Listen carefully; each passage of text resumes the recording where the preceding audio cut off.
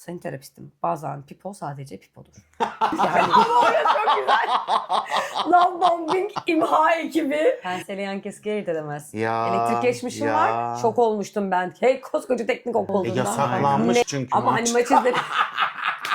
Maçta. Doğru söylüyorum değil mi Evet, ismini? Oğuzhan Uğur. YouTube kanalında yapay zeka bir kadını konuk etmişti. Kadının adını hatırlamıyorum şimdi. Neydi? Sofya. Sofya.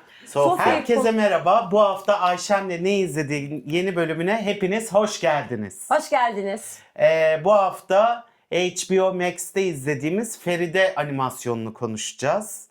Nasılsın Ayşem? İyiyim Orçun, sen nasılsın? Ben de iyiyim efendim, sağ olasın. Tahtım için teşekkür ederim. Rica ederim, yeni koltuklar, yeni şeyler, böyle arada Farklı farklı mekanlarda farklı farklı şekillere bürünüp farklı şekillerde karşınıza gelmeyi amaçlıyoruz. Ama içimiz hep aynı. Hiç değişmeyen bir içimiz var. İçimiz çıksın ayol. İnanılmaz. Feride de böyle bir insan. İçi dışı bir. Aynen, içi dışı bir, ne düşünüyorsa söylüyor, ne şey yapıyorsa anlatıyor direkt, yani bam bam bam. Evet ya, bu Hiç. yüzden Feride'yi çok seviyoruz. Herkes Aynen. çok seviyor. Feride'yi Bütün aşırı depresyonlarıyla. sevdik. Evet, ben Feride'yi HBO'da dizi olduğunu senin vasıtanla öğrendim. Evet, ben de tesadüfen böyle HBO'da gezinirken Ha. gördüm. Feride mi falan. Ondan sonra ben aslında ben öyle bir karikatür dergilerini okuyan ya da işte büyük bir hayranı olan bir kitle değilim. En ünlülerini bilirim. Hı hı. Herkes tarafından bilinen, edilen. Onun dışında gizli kalmış, kenarda kalmış bir karikatüristlere bilgisine sahip değilim. Emir Sağlam'da bir röportajına denk Bir geldi. karikatürist de kenarda kalınmıştı. Ya ama öyle, hayır, ya hayır. Ama kendileri için öyle diyorlar arkada. Onların bir tabirleri vardı. Benim kardeşim çok meraklıydı karikatürlere. Yeni çizerler vesaire işte ya da Leman'ın ya da Lombak neyse işte o dönem onun hangi karikatür dergisi varsa arkalarında yeni yumurtalar mı derlerdi. Her derginin bir tabiri vardı. Orada Evet, çizerlerdendi. Emir Sağlam da onlardan biriymiş. Hatta bu karikatür dergileri kapandı da dijitale taşındığı bir dönem. O son ayına falan denk gelmiş Emir Sağlam anladığım kadarıyla. Sonra da ne yapacağız edeceğiz diye YouTube'a çizmeye başlamışlar. Orada da işte Çubuk Animasyon diye bir YouTube kanalı varmış. O kanalda arkadaşlarıyla birlikte bir işe kalkışmışlar. Hı hı. Ama her arkadaşla başlanan yolda olduğu gibi umarım bu sonuncusu olur, dağılmak durumunda kalmışlar. Emir Sağlam da kendi işini yapmaya başlamış. Feride diye çizdiği bir karakter vardı. Ben de bu Feride'ye aslında Breaking News şeyinden yaptım. Oğuzhan Uğur diye doğru söylüyorum değil mi ismini? Evet, Oğuzhan Uğur. YouTube kanalında yapay zeka bir kadını konuk etmişti. Kadının adını hatırlamıyorum şimdi. Neydi? Sofya. Sofya'yı konuk etti. Bir ara zaten çok popülerdi Sofya'ya Sofya geziyordu herkesi. Evet. Gezdiği yılda Sofya'yı Oğuzhan Uğur'a konuk oluyor ve Oğuzhan Uğur da Sofya'yla tabiri caizse işte ben kimim biliyor musun, sen kimsin biliyor musun? Bir konuşmaya dahil oluyorlar. Ve Sofya'ya insanlığı duyguların hitap ve Orçun bugün izlemek durumunda kaldı da o videoyu haberdar değilmiş. Sofya'ya insan olmak istiyor musun diye bir soru soruyorlar. İzleyicilerden bir tanesi. Sofya da siz çok takmışsınız insanlığa burada yapay zeka yapın. Yani çamaşır makinesine halice bir insan baktığında. Yani öyle düşünebilirsiniz. Yani bulaşık makinesi, çünkü çamaşır makineleri de artık konuşuyor ya sizinle kahveni yaptım, çay makinesi, çayın kaynadı, hadi artık demleyebilirsin gibi konuşan bir şey. Onun yani bir gelişmiş versiyonu. Bir üst versiyonu gibi bir şey. O kadar büyük anlam atfetmeye gerek yok ama katılan konuşmacılar o dönemde herkes Sofya'ya sorular soruyor. Sofya diyor ki hani mutluluktan, mutsuzluktan bahsediyor. Ben insan olmak gibi bir derdim yok. Ben gelişmeye devam ediyorum. Yolda yürüyorum falan diyor. Oğuzhan Uğur diyor ki yalnız dedi diyor böyle laflar. 1 hour later. Ne diyorsun diyor. Bu dediğin kibir değil mi diyor. Oğuzhan Uğur iyi söyledin diyor. Kadın gayet tepson yani zaten hiçbir senin onun ben ekarte ettim ben sana böyle bir Umurunda bile değil aslında yani. Onun söylediği laflar. Sonra o falan diyor işte diyor işte ben diyor senin Matrix işte Alice Harikalar Diyarı'ndayı seviyorsun. Alice Harikalar Diyarı'ndan yola çıkan Follow the White Rabbit vardı ya hani Matrix'teki. 1 hour later. Oradaki bir hikayede orada bir konuşma vardır diyor. Oğuzhan da telefonunu çıkartıyor ve kapatıyor. Senin kontrolün bende dedi. Kontrolün bende olduğu şey cep İnanılmaz. telefonu. Ya bilmiyorum bu bana çok komik gelmişti. O dönem insanlar Oğuzhan Uğur'u takdir etti. Evet biz teknolojiye hükmedebiliyoruz. Teknolojiyi biz yaratıyoruz. Teknolojiyi sonra hükmetmekten dolayı 1 hour later. gurur duyuyoruz. Ve nasıl insanlaşamadın diye mesela Sofya'ya şeyler söylüyordu. İnsan olmak ne istemiyorsun? Bütün dünya insan olmak isteyen insanlarla dolu, dünyanın geldiği hale bak. Hiçbirimiz insan olmayı beceremedik. Peki Yani- Feride nerede? Ay çok özür dilerim. Ay. Ayşe Ayşe- Feride'yi bekliyoruz ya. Feride de bize insan olan Sofya'nın bir- varoluşu. Çok özür dilerim. Ve Sofya'nın varoluşunu dinliyoruz. Evet. Ay içimde kalmış bak kimseye Ama konuşamamışım o Feride dönem. yani Feride'miz Herkes o dönem vardı çok bizim. tek takdir ediyordu. Ben de hiçbir şey diyemediğim için Feride'yi. içimde kalmış. Aynen. Feride bacım da bacım. HBO Max Max, unutanlar Feride. Animasyonu izledik, onu konuşacaktık. Ya buradan salla, buradan. Onu paylaştığı bir animasyonu vardı. YouTube kanalında. Emir Sağlam'la da orada tanıştık. Arada bir geliyordu, denk geliyordu işte Reels'te takip Yani etmelerinde. Emir Sağlam işte Oğuzhan'ın bu hareketiyle da Yok, animasyon yaptı. animasyonunun- Böyle ince bir dokunuş, Ha. komik bir şey yapmış. Onun üzerine de Ben oradan keşfettim ya. Aynen. Mevzu bu aslında. İncir çekirdeğini doldurmayacak bir hikaye. Ama Feride öyle değil. Feride siz incir çekirdeğinden taşan bir karakter. Çok seviyoruz Feride'yi. Emre Sağlam hatta şöyle bir şey diyor. Ben hayatımda giren kadınlardan nereden öğrendim bu kadar kadın bakış açısı diyorlar. Hani en sonunda da ablamdır herhalde ya geliyor. Ablamın bakış açısıdır. Sonra herkes beni ne kadar güzel çizdin. Kadınlar olarak ne kadar bizi bildiğin gibi bir laflar söylüyor. İyi bir gözlemci Emre Sağlam o noktada. Ve sonuç itibariyle kadını hani erkek gözüyle anlatabilen yegane işlerden bir tanesi. Evet, Feride'nin dobra güzel olması. güzel anlatmış. Tabii Hiç canım. şey anlamında yok. Metin de çok iyi. Feride karakteri zaten çok sağlam, yere ayak basan bir karakter. Duruyor. Böyle kimseye ihtiyacım yok hani falan filan gibi Geril şey testlerini yapıyor. de kendi içinde yaşıyor. Ama Hepimiz Feride'nin gibi. biraz böyle şeyi var. Bir tık. Neyi var? Bu hani biz seninle konuşmuştuk ya, feminizm centilmenliği öldürdü mü acaba diye bir başlık açmıştık bir videomuzda. Geçmiş videomuzda. Feride'nin de orada o erkeksi yapısını aslında bir tık görüyoruz. Hani bir şey var. Ben de Mesela prenses kız olacağım deyip erkek arkadaşım böyle futbolda hemen aşık ederim hemen- kendime diyor. Hemen aşık ediyor. Oluyor, Matkap oluyor da. istiyor. Evet. İşte sonrasında fuck buddy'si var. Bir tane fuck buddy'sine diyor ki o bu gömleğin çok güzelmiş. Bana O versene eski veda falan diyor. sevişmesi yapıyor. O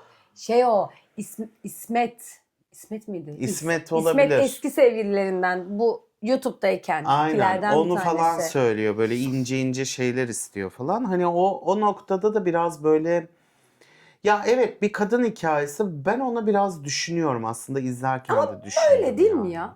Böyle. Bazen öyle, bazen böyle. Evet Yani ya baktığında evet tabii hepimiz canım, öyleyiz. bazen öyle, Hepimizin bazen gelgitleri böyle. var. Kendi işini kendi yapmaya çalışan biri, matkapla alakalı olan biri, kankası var Pınar. Ben de matkap ne gezer deyip ona yan keski getiriyor. Bu arada getirdiği yan keski karga burnu ya da pense değil arkadaşlar. Aynen. Yanlış hatırlamıyorsam. Nice elektrik mühendisi bilirim. Penseyle yan keski ayırt edemez. Ya, Elektrik geçmişim ya. var. Şok olmuştum ben. Hey koskoca teknik okul. Aynen. Neyse. Önemli değil. Şeyin de yani hepimiz böyle gelgitleri oluyor. Prenses olmak istiyor belki. Bazen gerçekten Hı hı. hani geyik vardır ya, yanımızda bu kadar bir şey Prenses taşıyoruz. olmak istemiyor bence. Öyle bir isteği yok. İddia Halinden ediyor çok ya. memnun kadın. İddialaşıyorlar.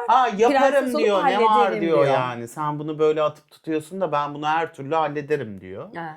Çat diye sonra hakikaten iddiaya giriyorlar ve iddiayı da kazanıyor. Kazanıyor. Yani o prenseslikle o adamı hemen diye avucunun içine alıyor. Ama Onu mutsuz. gösteriyor yani. Mutsuz evet, ama neden mutsuz olduğunu bilmiyoruz Maça gitmek ki. istiyor. Maça gidemiyor. Hep olduğundan Yasaklanmış çünkü Ama maç. hani maç izle Maçta yasaklanmış holigan. Feride. hani yapmak istedikleri şeyleri yiyor. Hani sandviç yiyor adamla buluştukları yerde ama Köfteci olmuyor yani. yiyor. Hani Tabii o canım. atmosfer ve Köfteciyi tanıyor. Köfteciye böyle ay ben burada da nasıl yenir bilmiyorum ki. Sen yedin mi? Dur bakayım, kedilere veriyor Ne? falan. Kediler çünkü köpe veriyor. tanıdık bir yerdeler. Yani böyle hani güzel dönem. Ben çok eğlendim bir kere izlerken. Yani hani çok güzel bir animasyon olmuş. Ve bir HBO'nun da bunu alması çok Evet. güzel olmuş yani. Bir çizerin böyle bir dizisine olması. Şu an 2 bölüm yayınlandı. 2 bölüm izledik zaten biz de. Umarım devam eder bir seri olmuştur. Yani güzel bir ilişki biçim var. İş yerinde de öyle.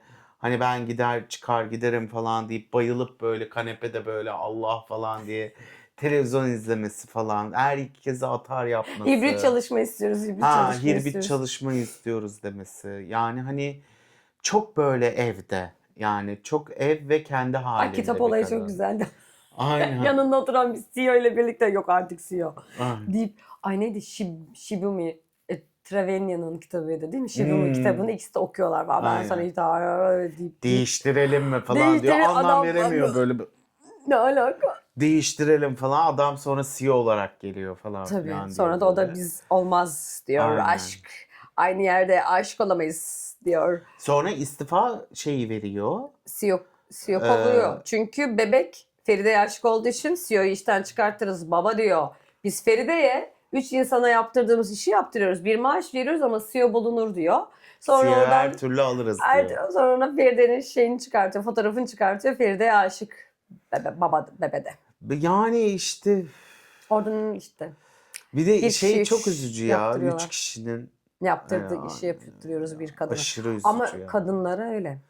Eşit Ya maaş evet zaten almamaları. o Kadın Hollywood'da da erkek. var oldu. Bizi burada da var. Bütün kadın maaşları erkeklerin aldığı maaşlardan eşit değil. Hatta modern kadını konuşmuştuk. Orada da bu şekilde Aynı şey işleniyordu. söyleniyor. Kadının her şeyi halletmesi ama maaş konusunda hiçbir şey yapmaması. Acaba belki ilerleyen bölümünde görürüz Feride'nin bir tane erkeğin Feride'nin yaptığı işinin yarısını bile yapmayıp Daha daha yüksek yüksek para maaş alması. almasını.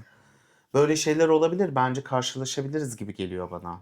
Diğer yani YouTube'daki şeylerle küçük küçük aşk şeyleri, hikayeleri vardı. Orada. Arkadaşının her şeyine muhatap oldu. En fazla "Üf, üzerime erkek bulaştırdın" dedi. Ama orası çok güzel. Love bombing imha ekibi. Geliyor bir bomba imha ekibi kıyafetiyle. Aynen. Adam böyle love bombing yapıyor. Hiçbirimiz maruz kalmadık. Ayol love bombing'e ne alakası Tabii var Ferideciğim yani. canım, Sen niye hiç. bizim süper kahramanımız olasın? Keşke böyle bir arkadaşımız olsa diye. Bence bu seriyi süper kahraman haline de getirebilirler Evet, yani. değil mi? Bence çok tatlı olur. Ve sürekli bu şekilde izlemek de çok güzel olur. Gelip böyle lava bombing. Aynen öyle. Sen at kuyruğunu çalıştırmayacak Aynen. mısın Feride? Hayır Pınar ne alakası var? Niye at kuyruğumu çalıştırayım? Ben gidiyorum, ben iniyorum falan filan. Terapisti evine getiriyor ya. Terapiste Evet kimse ya. onu dinlemiyor. Kimse dinlemiyor diye evine getirip ağlatıyor terapisti falan. Onlar çok O komik yastık kılıfları ya. ıslanıyor. Ay evet yani. Orada güzeldi ya terapistin hiçbir şey. Sıkıldım ben de alırım ben de bu parayı yaparım. Yani hepimizin aslında bir şekilde hani Prens dizisinde de vardı ya aklımızdan ne geçerse Prens damdan söylüyordu. Öldürülme korkusu olmadığı için Evet. hiç kimseye yalakalı olmadığı için Feride de bir yerde bu yerde. Ama Feride'nin gitgide şeyleri geliyor herhalde. Bu 2 bölümde miydi ailesine gidiyor Pınar? Annesiyle tanışıyor, babasıyla tanışıyor. Daha hayır. Ha, o Annesiyle zaman babasını bilmiyorum. Pınar Feride'nin anne ve babasıyla tanışıyor. Evlerine Hmm. gidiyor. Ve Pınar ağlıyor. Ha Feride, evet sen 2 diyor, bölümde evet. Sen diyor ben Sen senin diyor, neden böyle olduğunu anladım diyor. direkt. O kısım da güzel. Arkadaşım sen neler yaşamışsın Evet diyor. ya kıyamıyorsun şeklinde. O da şey diyor ya o kadar çok benimsemiş ki artık bunu ya da farklı bir halini normalleştirmiş, sindirmiş yani o bütün travma dediğimiz şeyleri. Böyle şey yapıyor bakıp ya ne var ki? Ne oldu ki? Zaten böyleydi. Normali de böyle değil mi? Her falan aile böyle diyor. değil mi deyip. Her aile böyle değil midir deyip ya mükemmel bir dönüş sağlıyor Orada, bence orada. Bakalım sanırım Pınar'ın terapiyle birlikte Pınar diyorum Feride'nin terapiye gitmesiyle birlikte herhalde Feride'yi biz daha fazla tanıyacağız. İçine de girecekler. Diğer yan karakterlerin de hikayelerine oluyor olması güzel bir şey. Bence de devamı da gelecek gibi Pınar'ın duruyor. orada oldu. Pınar'ın fala gitmesi. Feride'nin ve gayri ihtiyar terapiye giderim ben ya deyip terapiye gitmesi. Falcının orada alt komşuyla dolandırılıyor olması. Pınar da işte çok iyi niyetli bir arkadaşımız. Saf denilecek kadar öyle lanse ediliyor. Yani evet biraz daha böyle hani norm düzeyinde. Öyle hani diyor ya bir hatta kadın şeyde. karakter Diyor ben olarak diyor şey danışanlarımı yapıyor. ziyaret ederim. Kapıyı kapatıyor sonra diyor ya abi diyor senin de komşun ne kadar salakmış diyor. Bana inandı diyor. Ben seni Evet. ziyaret ederim diyor. Neyse o Aynen. cukkalayalım kazandığımız çok paraları komik değil diyor. miydi? Terapide oturuyor böyle.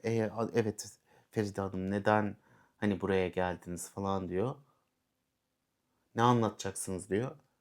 Mavi ekran veriyor ya böyle. Evet. Duruyor sonra terapist bana niye mi? Ben para veriyorum Evet. sonra sen anlat falan deyip başka bir evreye Gelip geçiriyor suçta oraya yani. yazıyorsun. Freud ya Freud. O an gerçekten içim geçti. Yani Yani dilim sürçüyor ve ben anında fark ederim ve ben dönerim terapistim ki sayın terapistim. Bazen pipo sadece pipodur. Yani dilimin sürçmesi bilinçaltımın, bilinç üstümün, yok bilmem neyinin altının yandadır, offside falan değil. Yani Bazen herhangi dilim bir şey sürçer. yapmıyorum, Bir süpürmüyorum yere, diyor. bir yere lütfen Aynen. şey yapmayın. Ama süpürmeler vardır bu arada. Dil sürçmeleri. Aynen. Sen süpürme dedin. Yani halının altına süpürmeler Süpürmeler vardır anlamda. diyorum. Dedim çok mu çalıştın bugün? Ev işi yaptın. Ay evet, taşınma merasimi çok çalıştık maalesef. O yüzden artık seni hayat. Neyse Feride güzel. Aynen, Feride'yi izleyin. Eğlenceli. Sonra tatlış annelerinin babalarının olduğu güzel seslendirmelerin olduğu güzel bir iş ya. Umarım daha Aynen. fazla devamı gelir. Dizi Umarım olarak daha da olması güzel olur. bir şey. Evet, bence de Türkiye'nin böyle dizilere Yani bence ihtiyacı var. Filmler Umarım vardı da. devamı da gelir her seferinde. Filmler dediğinde aslında Kötü Kedi Şerafettin vardı. Evet, çizgi film Bir vardı iki onun tane dışında da. çizgi film Türk Bir ne şey var? vardı öyle bir şey. Pepe Pepe Dede mi yani? Kale. Ay Allah'ım, O neyse. da onun. O zaman kapatıyorum. Kapatalım peki. Arkadaşlar, bu hafta bizden bu kadar. Önümüzdeki hafta görüşmek üzere diyoruz. Hoşça kalın, kendinize iyi bakın. O zaman bye.